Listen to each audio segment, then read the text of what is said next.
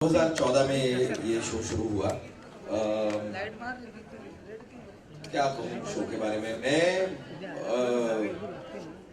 Shows obviously आप मेरा career भी मेरे ख्याल से कितने 13-14 साल से मैं टेलीविजन पे काम कर रहा हूँ। ये शो और भी शोज किए हैं जो प्रोबेबली अचीव किए हैं, लेकिन ये शो करते हुए जितना मैंने अपने आप को एंजॉय किया है शायद ही मैंने किसी और शो पर अपने आप को इतना एंजॉय किया होगा। क्योंकि एक टीम जो है starting from the channel to the production house to the entire team of actors that we work together, इतनी कमाल की टीम है कि आपको वो काम करने वाला एहसास ही नहीं होता। You actually go on the set really looking forward कि आज का दिन बहुत अच्छा और enjoyable होगा because of the people that you're working with। तो मेरे लिए बहुत ही फ्रूटफुल रहा है ये पूरा सफर। स्पेशली पहली बात तो मुझे बड़ी खुशी हुई जब मुझे ये शो के लिए अप्रोच किया गया था, because is Akbar Birbal stories जो कि everybody knows about. Akbar Birbal की जो कहानियां हम बचपन से सुनते आए हैं। मेरे बेटे हैं, अब वो आईपैड और अपने पीएसपी से बाहर नहीं निकलते। मुझे भी कभी कभी लगता था कि ये कहानियां उन तक पहुंचेंगी कैसे, वो नहीं पढ़ते हैं। आज की जनरेशन में पढ़ने की आदत भी थोड़ी सी कम है। तो ये जब शो मुझे मिला करने के लिए मुझे बड़ा अच्छा लगा कि probably it's a comedy, it's not very serious also. हम विजडम की बातें करते हैं। Birbal who is the wise man आपको एक अच्छी वाइज सलाह देता है। तो जो एंड है एपिसोड का वो बहुत अच्छे मैसेज के साथ आता है, लेकिन उसके साथ साथ हम कॉमेडी करते हैं। तो ये चीज बच्चों तक बड़े आसानी से पहुंच रही है। Kids watch it and kids laugh and at the same time they learn something. तो ये मुझे सोच कर ही बड़ा अच्छा लगा कि this is a good way यार, एटलीस्ट माय चिल्ड्रन। अब मेरे बच्चों को पता है अकबर बीरबल क्या थे, कौन थे, कहानियां क्या हैं। ऑब्वियसली ओरिजिनल जो कहानियां हैं वो लिमिटेड हैं। उसके बाद हमने अपनी खुद की कहानियां बनाना हमें पड़ा, लेकिन जो हमने कहानियां बनाई भी हैं वो भी बहुत ही इंटरेस्टिंग है और बहुत ही अच्छे मैसेज के साथ एपिसोड को एंड करती हैं। तो मेरे ख्याल से ये जो एंटायर अप्रोच है बहुत ही पॉजिटिव अप्रोच है। और चैनल के सपोर्ट के साथ, बिग मैजिक के साथ हमने ये शो 500 एपिसोड, 2 साल बहुत होते हैं, बहुत लंबा सफर है ये, यहाँ तक पहुंचे हैं। और अब तक भी जो लोग जुड़े थे वो आज तक जुड़े हुए हैं। हम भी अपने सोशल मीडिया पे जितना हमें पता चलता है, जितना हमें रिस्पॉन्स आता है, जो लोग शुरुआत से देख रहे हैं, अगर हम एक कैरेक्टर का एक डायलॉग या एक तकिया कलाम भी इधर से उधर जरा सा बदलते हैं, तुरंत लोग रिस्पॉन्ड करना शुरू कर देते हैं। That's the kind of following they have, that's the kind of liking they have. They don't like things to be changed, they don't like characters to be changed, they don't like a line or a तकिया कलाम to be changed। तो बहुत प्यार मिला है इस show को और अब तक मिलता आ रहा है। ये सबसे बड़ा एसेट हो सकता है एक एक्टर के लिए।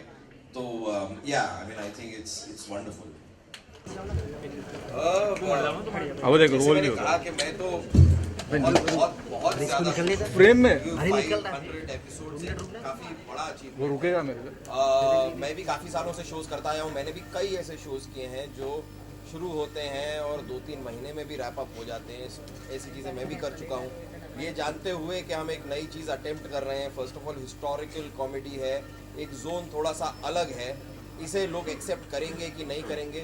नॉर्मली भी देखा गया ना कि बादशाह अकबर की कहानियाँ क्या थी, बादशाह जोधा अकबर जो फिल्म देखी गई है या टेलीविज़न में भी अगर शो देखा गया है तो उसमें कॉमेडी के लिए ज़्यादा जगह दिखाई नहीं देती। तो उसको आप ऋतिक रोशन को देखें जोधा अकबर में, तो वो जो इमेज है, हम उनके वॉर जो उन्होंने लड़े, एक लव स्टोरी के बारे में जानते हैं, बड़ा लिमिटेड उतना जानते हैं हम। लेकिन हम बादशाह अकबर की पर्सनल लाइफ थोड़ा दिखाने लगे कि उनके अगर अपना कोई जंग पे नहीं जा रहे, कहीं बाहर नहीं निकल रहे, अगर अपने ही महल के अंदर हैं तो उनकी पर्सनल लाइफ में अपनी बीवी से शायद थोड़े झगड़े होते होंगे। मतलब एक जो घरेलू बात होती है वो हमने दिखाने का अटेम्प्ट किया, जो कि ज़रा सा डाइसी था। थिंकिंग के will it work, won't it work, but touchwood it has worked and worked very well. आज हम 500 एपिसोड्स पे स्टैंड कर रहे हैं, 2 साल से ज़्यादा वक्त गुजार चुके हैं इस शो के साथ।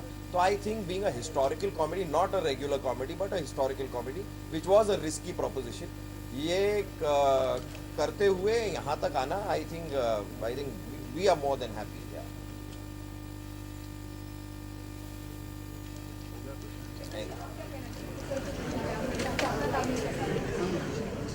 जैसे मैंने कहा कि हिस्टोरिकल कॉमेडी अटेम्प्ट करना ही बाइट से बहुत मुश्किल है क्योंकि बहुत लिमिटेड स्कोप होता है। पर बीरबल एक ऐसा कैरेक्टर है जो हिस्ट्री में अगर आप देखोगे, जब भी आप बीरबल के बारे में सोचोगे तो कभी सीरियसनेस नहीं आती चेहरे पर। You let a smile, you think about what he is thinking, so there is a little naughtiness, there is a little wittiness to Birbal all the time. तो एक बहुत ही अच्छा अटेम्प्ट था by Big Magic to make something out of Birbal and make a comedy out of history. And हमने पूरी कोशिश की है। जब ये शो शुरू हुआ था तो किसी को नहीं पता था कि क्या होगा, हम will be successful, will be not be successful, where will we go from here on. पर 500 एपिसोड्स कंप्लीट हुए and today we all live our characters. मतलब अगर आप कहीं भी सेट पर आएंगे और आपको ऐसा नहीं लगेगा कि हम कैरेक्टर्स नहीं हैं। और मैं क्या कहूँ, 500 एपिसोड तक मैंने अपनी मूछें बढ़ा ली है, बाकी सबकी शायद नकली है, मेरी खुद की असली है। ये मेरी खुद की मूछें आज तक, अभी कभी मेकअप मैन भी कंफ्यूज हो जाता है, वो आकर मेरी मूछें खींचने लगता है, सर शूटिंग हो गया पैकअप खींच लो, तो मैं बोलना पड़ता है कि मेरी असली है भाई। So I have become so confident now that we are pulling this off and we will pull this off along the ahead कि मैंने अपनी मूछें उगा ली। This is the confidence that I have. देखो सर, बहुत सारे कॉमेडीज तो चल रहे हैं आजकल अपने टेलीविजन पे, जिनमें से अपना बीरबल भी है, कपिल का भी है, और उसके अलावा बहुत सारे शो जो आपने भी किए हैं। लेकिन आजकल हम देखते हैं कॉमेडी का जो स्तर है वो कहीं ना कहीं गिरता जा रहा है। उसके जो कंटेंट है वो काफ़ी नीचे जा रहे हैं। तो अकबर बीरबल के कंटेंट तो काफ़ी अच्छे रहे हैं, तो बाकी लोगों के लिए आप क्या सलाह देना चाहेंगे जिससे वो कॉमेडी के स्तर एक अच्छे मुकाम तक जा सके? पर ऐसा क्यों कह रहे हैं आप कुछ एग्जाम्पल देना चाहेंगे मुझे? आप कॉमेडी का स्तर क्यों नीचे जा रहा है? मतलब जितने शो सब टीवी चैनल पे है, जहाँ पर भी आते हैं मैंने देखे हैं, या फिर कोई भाभी जी घर पे मे आई कम इन मैडम, ये वो जितने शोज हैं, मेरे ख्याल से किसी भी तरीके से कॉमेडी का स्तर गिरता हुआ द कपिल शर्मा शो है।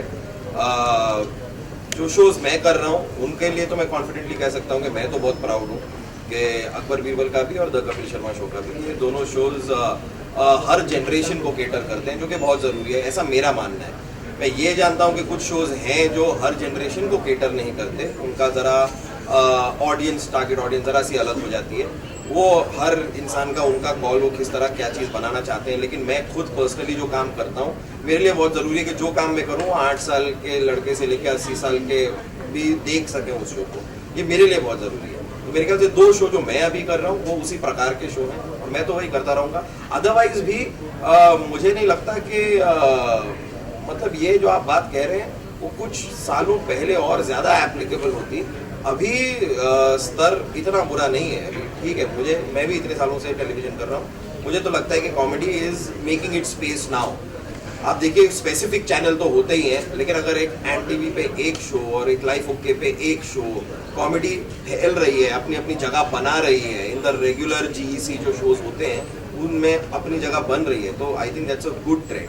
हाँ, क्योंकि एक दौर था जब कॉमेडी सिर्फ सब चैनल्स पे आती थी, जैसे एक साराभाई वर्सेस साराभाई खिचड़ी भी स्टार प्लस और लाइफ ओके पे आता था, और फिर फैमिली नंबर 1 भी एक सोनी पे आता था, और बीच में वो ट्रेंड आया कि ये सारे शोज बंद हो गए ऑन अ नॉर्मल चैनल। तो सिर्फ एक ही चैनल था सब टीवी जो कॉमेडी बनाता था, उसके अलावा बाकी चैनल्स पे कॉमेडी बंद हो गई थी। फिर बिग मैजिक आया, who started doing the genre of comedy again. Now comedy is growing because now every channel has a comedy show and it's coming back. So ये तो अच्छा दौर है, थोड़ा हम लोग और कमा सकते हैं।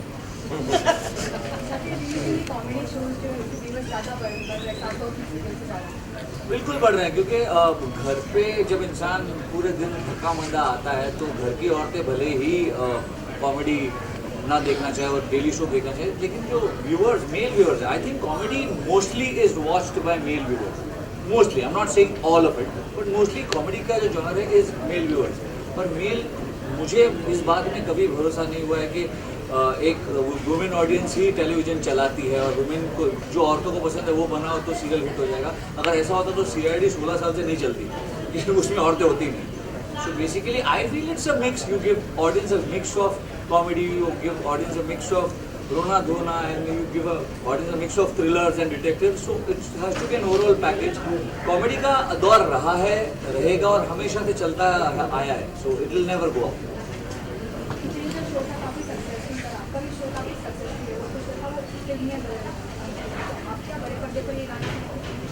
क्यों नहीं?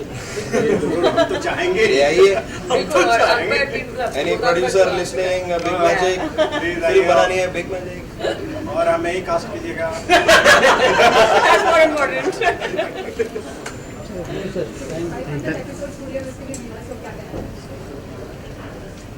वो तो हम कह ही चुके हैं, और कुछ आप पूछना चाहेंगे? वो तो हम व्यूअर्स से, तो व्यूअर्स को यही कहना चाहेंगे कि शो को आपने इतना प्यार दिया है, आगे भी देते रहिए। एंड हमने एक बहुत पॉजिटिव तरीके से इस शो को रखते हैं। हम जेन्युइनली आपको बता रहे हैं कि हम जब शूट करते हैं हम बहुत केयरफुल भी रहते हैं कि हम क्या बात बोल रहे हैं, किसे बोल रहे हैं, कितना हमें बोलना चाहिए। हम हर चीज़ में उतना कंट्रोल मेंटेन करते हैं in terms of the writers also, from the channel, from us actors. हम बहुत रिस्पॉन्सिबिलिटी के साथ ये शो बनाते हैं कि हम किसी भी गलत बात के ऊपर एम्फेसिस ना दें। हर एपिसोड का एंड देखिए एक बहुत प्यारे और अच्छे और करेक्ट मैसेज के साथ हर एपिसोड एंड होता है। हम 16वीं सदी का ये शो कर रहे हैं। थोड़ी सी हमारी रिस्ट्रिक्शंस होती हैं कि हम आज के दौर के कुछ मुद्दे या आज के इश्यूज, लेकिन हम जितना हो सके इश्यूज को लेकर 16वीं सदी में ब्लेंड करके उन्हें उस समय का दिखाकर भी हम वो बनाते हैं। तो मेरे ख्याल से बहुत ही पॉजिटिव शो है। आप हंसते भी हैं, साथ साथ में एक अच्छा मैसेज आप एपिसोड के एंड में लेकर जाते हैं। तो इससे बेहतर चीज़ नहीं हो सकती। अगर मैं तो एडवाइस, मतलब मैं तो चाहूँगा कि माएँ अपने बच्चों को कहें कि भाई देखो अकबर बीरबल, कुछ ना कुछ सीखने को ही मिल रहा है आपको। Thank you.